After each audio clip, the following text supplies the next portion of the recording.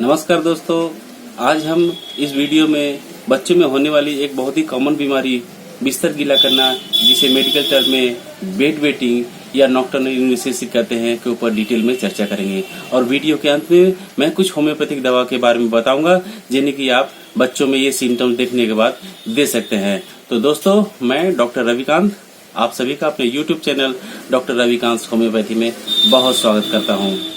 तो आइए सबसे पहले हम ये जानते हैं कि बेड वेटिंग होती क्या है, इसके क्या क्या कारण है, इसके क्या क्या सिम्टम्स हैं। जैसा कि आपको नाम से ही पता चल रहा है कि बेड वेटिंग यानी बिस्तर गीला करना छोटे बच्चों में ये बहुत ही कॉमन समस्या है, स्पेशली 5 से 6 साल तक के बच्चों में। कुछ बच्चों में ये समस्या 7 साल के बाद ही बनी रहती है, और हमें तभी डॉक्टर के पास जाना है जब ये 7 साल के बाद बच्चों में कॉमन रहती है। वैसे तो ज्यादातर बच्चों में ये समस्या खुद ब खुद एज बढ़ने के साथ ठीक हो जाती है, लेकिन कुछ बच्चों को डॉक्टर्स को दिखाना जरूरी हो जाता है। तो मैं अब आपको बताता हूँ कि किन किन कारणों में या किन किन सिम्टम्स के रहने पर आपको डॉक्टर को कंसल्ट करना जरूरी है। जैसे नंबर 1, यदि बच्चा 7 साल के बाद भी बिस्तर गीला करना नहीं छोड़ रहा है, बेड वेटिंग किए जा रहा है, तो आपको डॉक्टर्स दिखाना जरूरी हो जाता है। नंबर 2, यदि बच्चा बेड वेटिंग पहले करता था और अब ठीक हो गया है, लेकिन दोबारा से उसने शुरू कर दिया है, तो इस अवस्था में भी आपको डॉक्टर्स को कंसल्ट करना जरूरी है। तीसरा, यदि बच्चा बेड वेटिंग के साथ साथ रोने लग जाता है, उठ जाता है, तो भी आपको डॉक्टर्स को कंसल्ट करना जरूरी हो जाता है। आइए अब मैं आपको बताता हूँ कि बच्चों में बेड वेटिंग के क्या क्या कारण हो सकते हैं। वैसे तो एग्जैक्ट कारण बताना मुश्किल है कि किस कारण से बच्चा पेशाब कर रहा है, फिर भी कुछ पॉसिबल कारण हैं जिन्हें हम कंसीडर कर सकते हैं।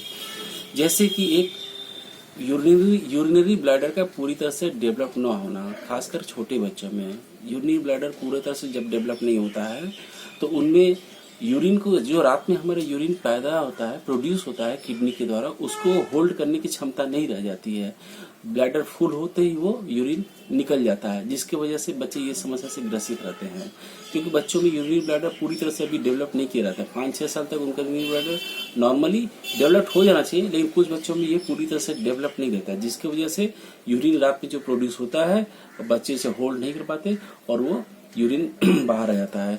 दूसरा एक कारण है इमेच्योर नर्व, मतलब कि वो नर्व जो यूरिन को कंट्रोल करती है उसका पूरी तरह से डेवलप ना होना। बच्चों में खास करके नर्व जो डेवलपमेंट होता है वो थोड़ा सा टाइम लेता है, जिसकी वजह से उनका जो नर्व यूरिन को कंट्रोल करेगा उसका पूरा तरह से डेवलपमेंट नहीं हुआ, जिसकी वजह से वो जब यूरिन ब्लैडर फुल हुआ वो उसको मैंने उनका दिमाग कैच नहीं कर पाता है कि ये क्या यूरिन ब्लैडर फुल हो गया है, और कंट्रोल नहीं कर पाते यूरिन में और यूरिन हो जाता है। तीसरा एक कारण है यूटीआई। यदि बच्चों में यूटीआई है तो बच्चों को पेशाब में दर्द के साथ साथ पेशाब होगा, बार बार होगा और दर्द के साथ होगा, और इसमें बच्चों को फीवर भी हो सकता है। ये भी एक कारण है।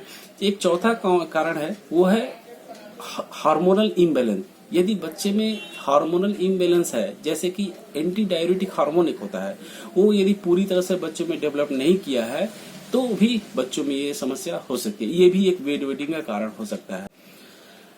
आइए अब मैं आपको कुछ होम्योपैथिक मेडिसिन के बारे में बताऊंगा, जिन्हें आप सिम्टम्स या लक्षणों के आधार पर बच्चों को दे सकते हैं। कुछ बहुत ही कॉमन दवा है जिन्हें मैं बताऊंगा, जिन्हें आप घर में भी रह सकते हैं। तो एक सबसे मोस्ट कॉमन दवा है CPR30।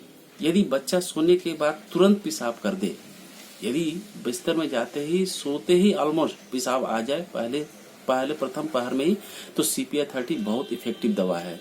दूसरी दवा है कॉस्टिकम 30। यदि जिन बच्चों में नर्व डेवलपमेंट की समस्या है, यानी उनका नर्व डेवलपमेंट अभी पूरी तरह से नहीं हुआ है, तो उनमें ही ये दवा बहुत अच्छा काम करती है। कॉस्टिकम 30 दिन में 2 बार करके 1 सप्ताह तक खिलाए, 7 दिनों तक खिलाए, काफी आराम मिलेगा। ये बहुत ही इफेक्टिव दवा है। इसके अलावा कैलकेरिया का 200, ये भी एक बहुत ही इफेक्टिव मेडिसिन है, खासकर उन बच्चों में जो मोटे हैं, थुलथुले हैं, जिन्हें पसीना बहुत ज्यादा आता है और जिन्हें बहुत जल्दी ठंडा लगने की प्रवृत्ति है, उनमें ये दवा बहुत अच्छा काम करती है।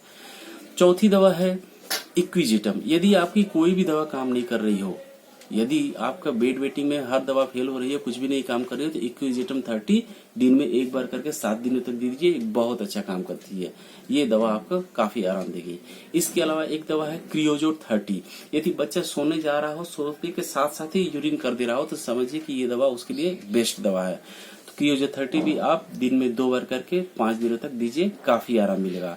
तो दोस्तों ये सब कुछ कॉमन दवा थी, लेकिन मेरा सजेशन ये रहेगा कि आपको यदि कुछ समस्या हो रही है तो कृपया एक क्वालिफाइड होम्योपैथ फिजिशियन को दिखा करके ही दवा लें। ये जस्ट आपकी जानकारी के लिए मैं दोस्तों, यदि हमारा चैनल आपको पसंद आया हो, आपको अच्छा लगा हो तो लाइक करें, शेयर करें और सब्सक्राइब करें। और यदि इससे रिलेटेड कोई भी क्वेश्चन हो तो आप मेरे दिए गए व्हाट्सएप नंबर पे भी व्हाट्सएप नंबर पे मैसेज भी कर सकते हैं या इसमें कमेंट करके भी पूछ सकते हैं। मैं आपके क्वेश्चंस का रिप्लाई देने का, आपकी समस्या को दूर करने का पूरा प्रयास करूंगा। तो दोस्तों फिर मिलते हैं अपने अगले एपिसोड में किसी नए टॉपिक के साथ। तब तक के लिए नमस्कार, जय हिंद, जय भारत।